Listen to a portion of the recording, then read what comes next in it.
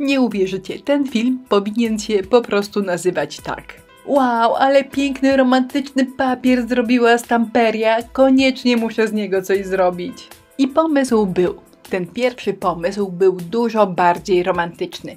Wyszukałam w domu wszystkie możliwe koronki i wstążeczki. Chciałam to wszystko ozdobić taką masą dodatków. Żeby panienka, nazwijmy ją Zosia, kto wie, ten wie skąd ta Zosia mi się wzięła, była otoczona taką romantyczną chmurką wszystkiego. No właśnie, Zosia. Jaka Zosia? Zróbmy z tego zagadkę. Powiem, o jakiej Zosi pomyślałam, widząc ten obrazek na samym końcu filmu. Zgadujcie, kochani, piszcie w komentarzach.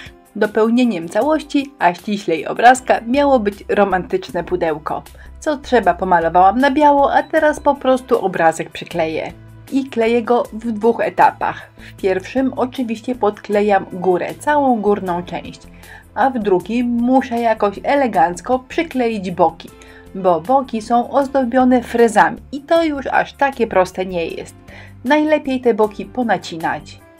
A nacięciami nie ma się co martwić. Po pierwsze będzie łatwiej zawijać, a po drugie nie będzie ich kompletnie widać. Jak już kleić, to kleić. Od razu papierem ryżowym oblecę dolną część pudełka. Przydatna rada. Końcówki papieru ryżowego, które są kontynuacją, najlepiej oberwijcie. Nie obcinajcie nożyczkami, bo nawet przy najładniejszym spasowaniu będzie to widać. A takie byle jak urwane naprawdę dobrze wyglądają i nie widać, gdzie jeden papier się kończy, a drugi zaczyna. Suszymy i szlifujemy papierem ściernym to, co nie jest nam potrzebne. Obszlifowujemy, odrywamy i potem już jest fantastycznie i równo.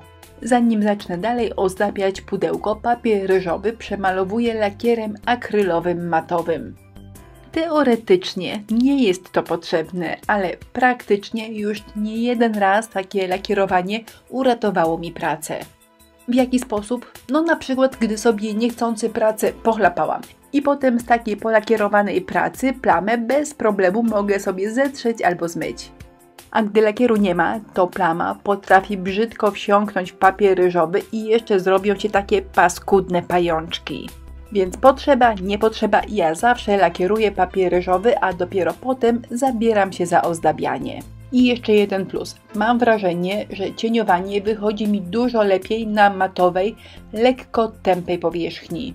Bo gdy powierzchnia jest błyszcząca, śliska i zaczynam cieniować, to mam poczucie, że farba i pędzel jakoś ślizgają mi się po powierzchni i to cieniowanie nie wychodzi tak, jakbym chciała.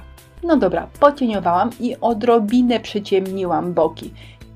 Tylko odrobinę, bo nie chcę, żeby praca była ciemna i za bardzo vintage. A teraz kropki, czyli odrobina luksusu w środku.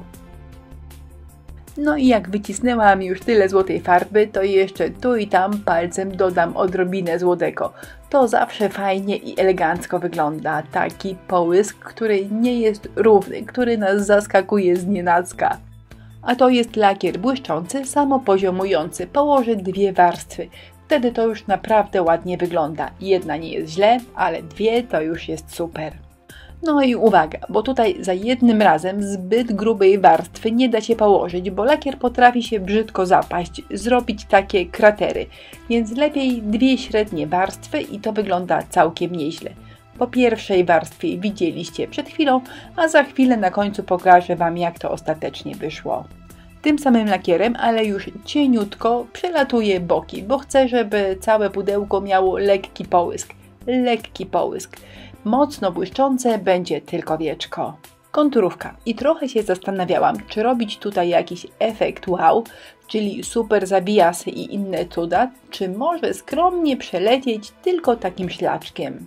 Czym dłużej ozdabiałam pudełko z Zosią, tym bardziej miałam przekonanie, że nie mogę przedobrzyć, bo gdy dodam zbyt dużo, to Zosia gdzieś w tym wszystkim mi się zagubi.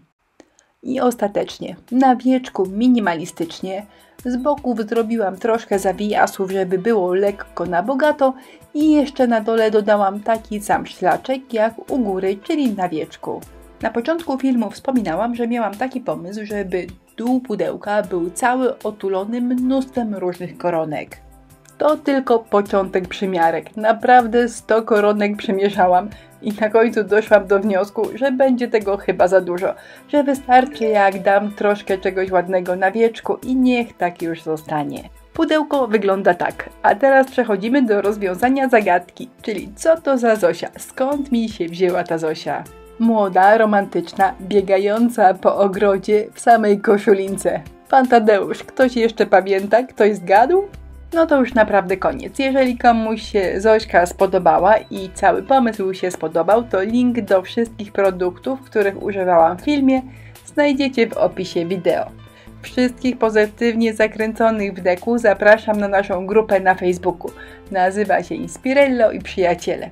A na wszelki wypadek zostawiam Wam link do filmu Jak cieniować. Do zobaczenia.